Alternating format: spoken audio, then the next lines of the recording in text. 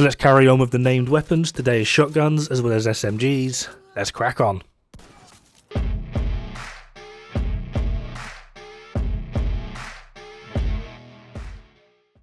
Now, this one is going to upset a few people, mainly just because people can't read or actively cherry pick what it is they're going to test, such as the top half of measured versus maybe the actual full talent, like everyone else literally tests.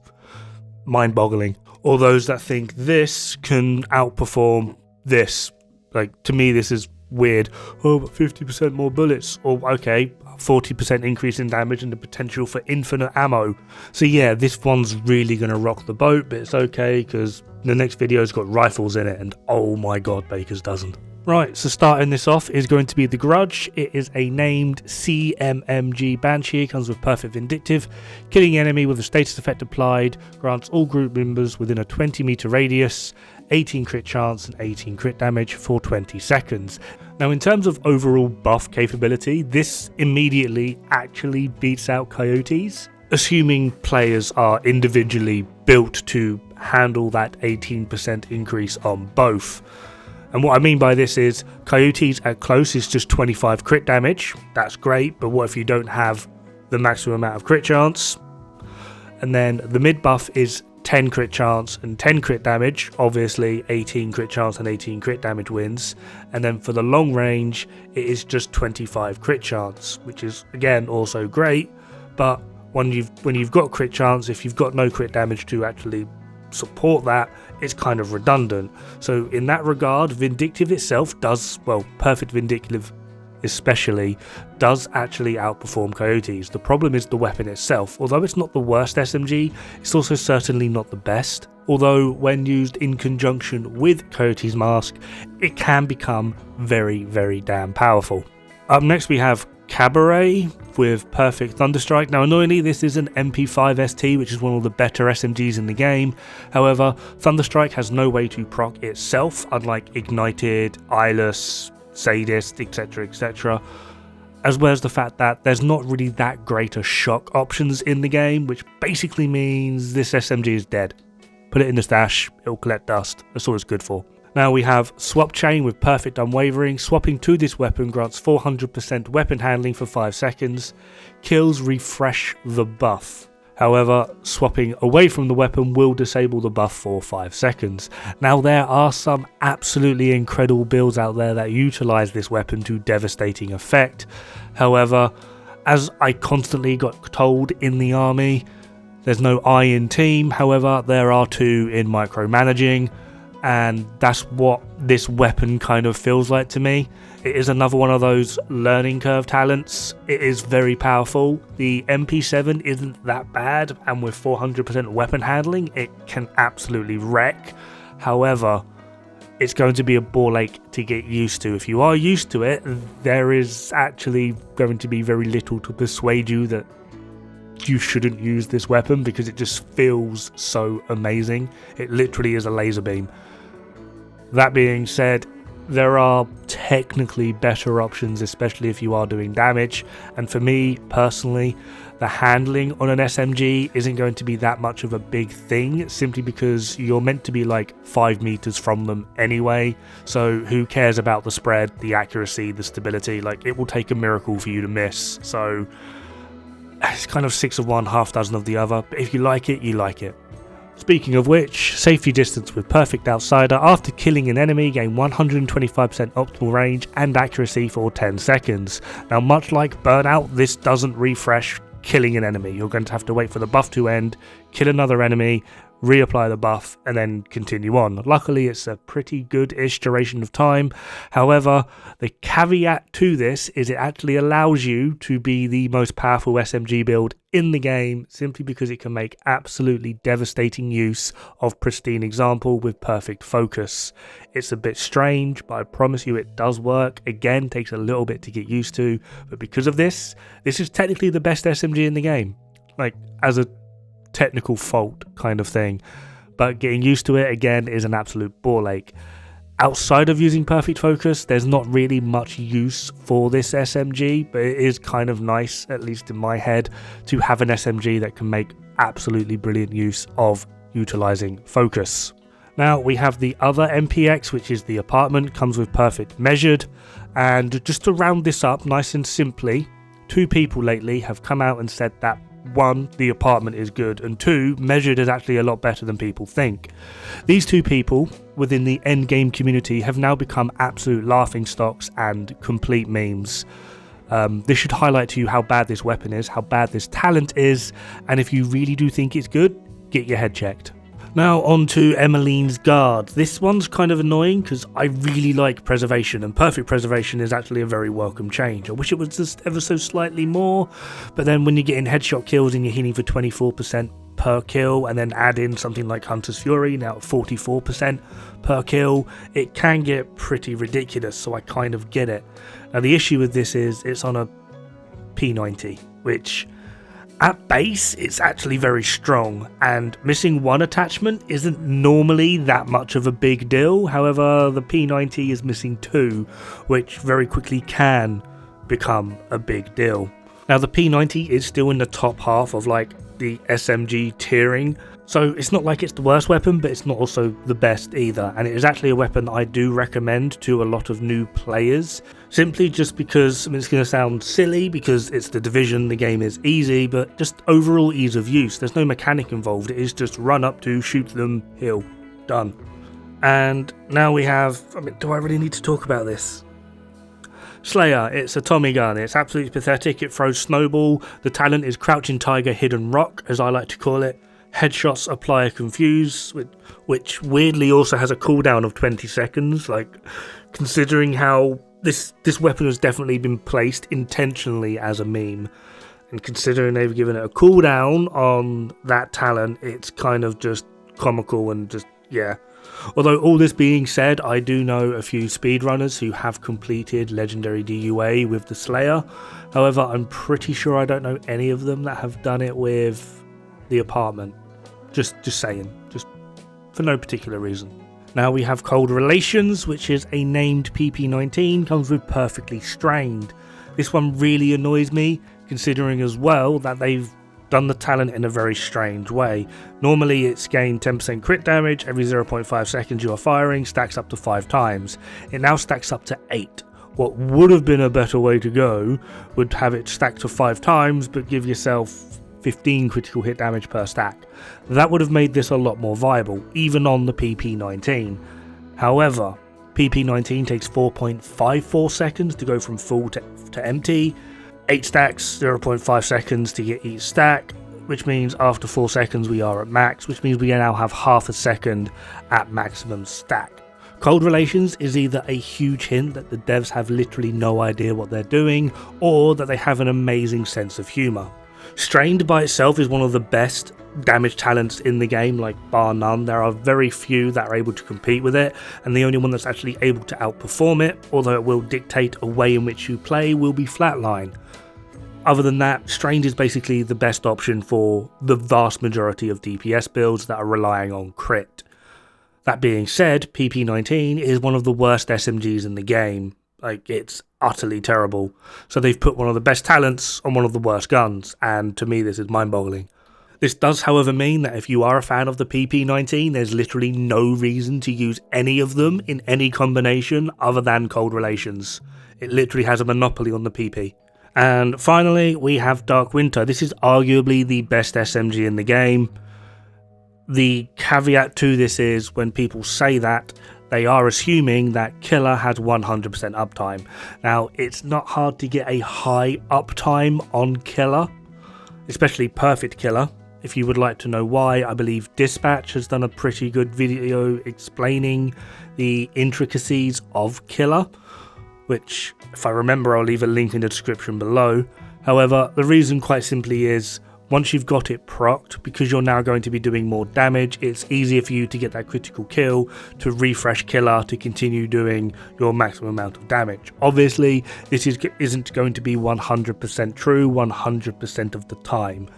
However, when you drop Killer, although the Vectors are still an absolute staple and top tier SMG, you can be better off utilising other talents. Stating something is going to be the best simply just because you're relying on an RNG mechanic such as killer is technically not the best way to go, although that being said, I am also one of the people that would argue that Dark Winter is de facto the best SMG in the game.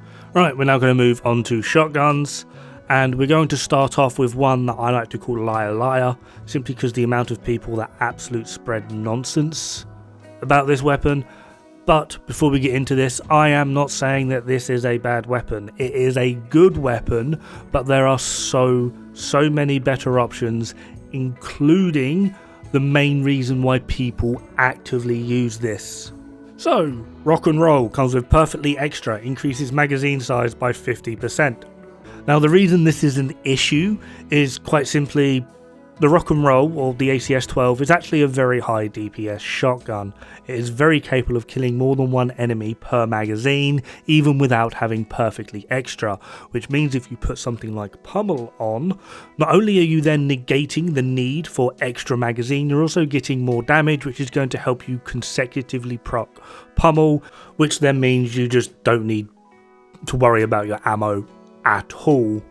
Then it comes to the stacking argument. Oh, I'm just using it for stacking. That's fine, but still, the way in which you're going to be stacking, you're going to have to be in close range. At which point, pretty much every shotgun in the game is going to outperform every AR. So, if you're just going to be using it for stacking, what is wrong with you? Would be better off on a Heartbreaker build using something along the lines of Flatline to ensure that not only one are you getting those stacks, but two, you're going to kill the enemy as well that you're getting those stacks from, to ensure that you stay alive to utilize those stacks. Or with Pummel, again, you're building stacks, you stand a higher chance of proccing Pummel, which is going to negate your need for reloading or the increase in magazine, and you're still going to get more damage from it. Although Rock and Roll is good, people are not understanding that the mechanic behind what they're utilizing it for is better off with either Flatline or Pummel. Pummel is technically more damage if you can maintain the uptime on the talent, if not, Flatline. Rock and Roll is completely outperformed by an ACS-12 with either of those talents. Now we have Lefty, which is again another ACS-12. It comes with Perfect Sledgehammer. Dealing damage with a grenade applies a mark on the enemy. Targets with the mark will take a 40% amp. It's not damage to armor, it's worded poorly, as well as have negative 10% movement speed. Now, Sledgehammer is probably one of the most powerful weapon talents in the game. It is just annoying that it hinges on the utilization of a grenade, which is kind of the problem. At which point, if you are going to utilize this, you're going to proc the grenade with the weapon out and then most likely swap the weapon to something you're a lot more comfortable with. So in terms of overall performance, Lefty as well as Stage Left aren't really that high on the list, but the talent itself is what makes them. It's more of a supporting attribute or weapon to your overall build, but in terms of overall performance individually as the weapon, they're not that good. Now we have Boomstick. This is a double barrel. Reloading grants 5% weapon damage for 10 seconds, stacks up to 5 times. This is a 25% increase in weapon damage, simply because there is literally no reason you can't have this active 100% of the time. Now this weapon does have a bad rap simply because it is a 2-pump gun, much like me in the bedroom. However, what you're actually able to get out of this weapon is pretty damn devastating. There is a member of our clan called Jimmy Chunga. He's not been active in a while, and I keep meaning to ask him to send me the clip of him in a heroic countdown where he is literally one-shotting everything with Boomstick. And I literally do mean everything. He is one-tapping the hunters. It's kind of hilarious. Now, I'm not too sure on what build it was that he was using, but the overall performance of what he was using was absolutely mind-boggling to me, and I really do need to get in contact with him to be like, yo, can you send me that clip of you just decimating Countdown with the Boomstick? Now we have the Firestarter, and for me this is a perfect example of a named weapon done beautifully right. I kind of wish the duration was a little bit longer, like I don't know, 10 seconds would be great. However, the idea behind this weapon is to completely and utterly overhaul and support the Pyro Eclipse build, With this weapon, it allows you to set enemies that are normally immune to fire, warhounds, mini tanks, the cleaner chungers, the outcast chungers I believe are also immune to fire.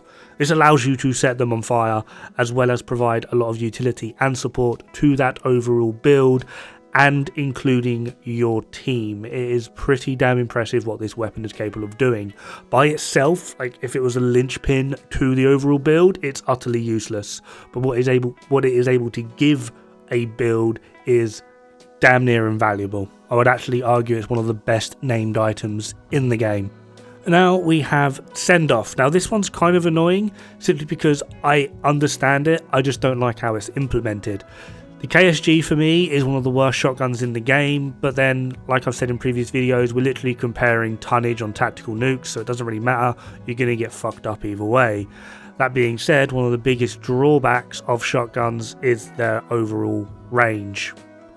KSG has one of the longer optimal ranges, I believe it's 16 meters, where with Send Off, it's 32. It's a shotgun that has the optimal range of a friggin' AR. By itself, this is literally nothing to argue with. However, the argument is just the KSG itself. It's not exactly up there in terms of what shotguns are capable of, but still, shotguns are capable of so much more than other weapons, the only downside being the optimal range, so it's not really something to scoff at, but it could be just so much better.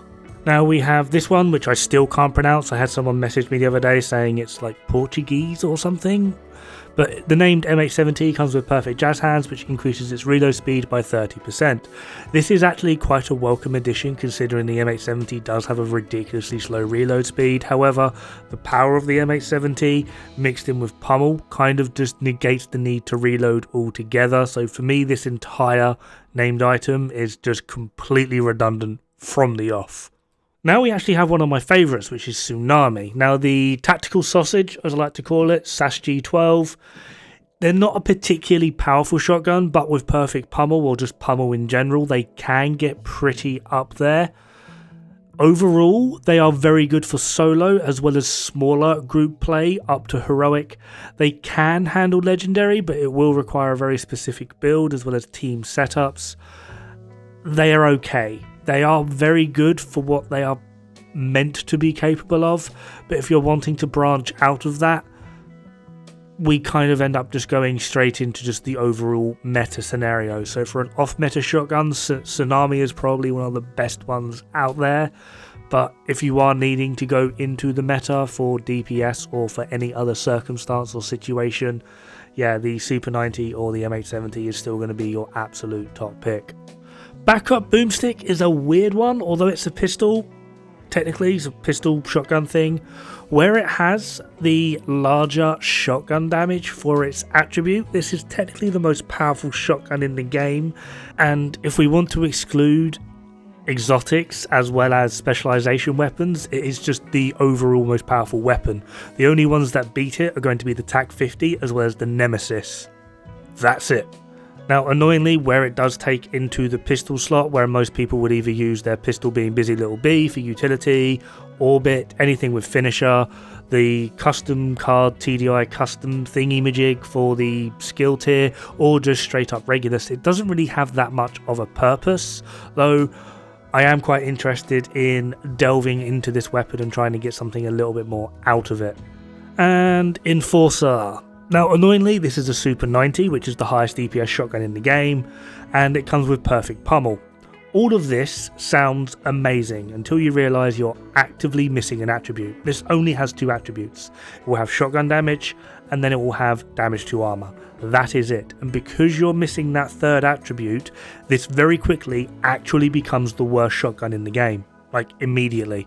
Just with a normal Super 90 with pummel, just casually, the Enforcer is a 21.7% drop in damage. It's actually kind of ridiculous, and it really annoys me when I see people being like, oh yeah, Enforcer's such a good shotgun. It's not. It's actively terrible. It is literally the worst shotgun in the game.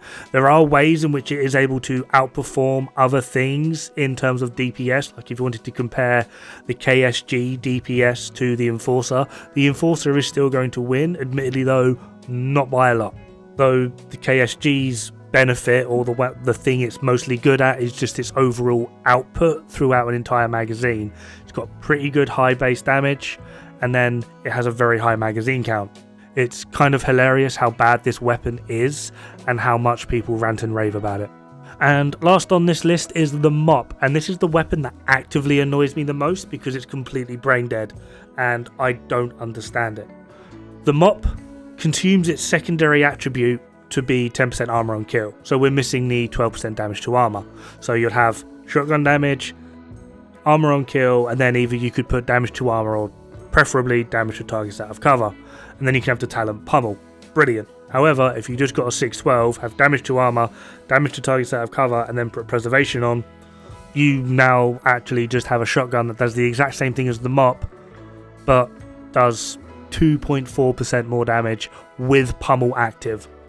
Admittedly, yes, you're using preservation, so you can't have Pummel, but that interaction between DTOC and DTA will do 2.4% more damage than Pummel is capable of, and this is assuming Pummel is going to be active or up 100% of the time, which it most likely isn't. So the only thing you now have to contend with is the reload, and the reload on the 612 isn't that bad, so I wouldn't really say it's a worthwhile venture. In short, the Mop is made completely redundant by a 612 that you just put preservation on. You're still going to get your armor on kill, but you're also going to do more damage. Yeah, I don't understand it. Anyway, that is going to be it for this video. Hopefully it's helped in some manner. If not, sorry, good luck, have fun, don't die. It's bad for the health.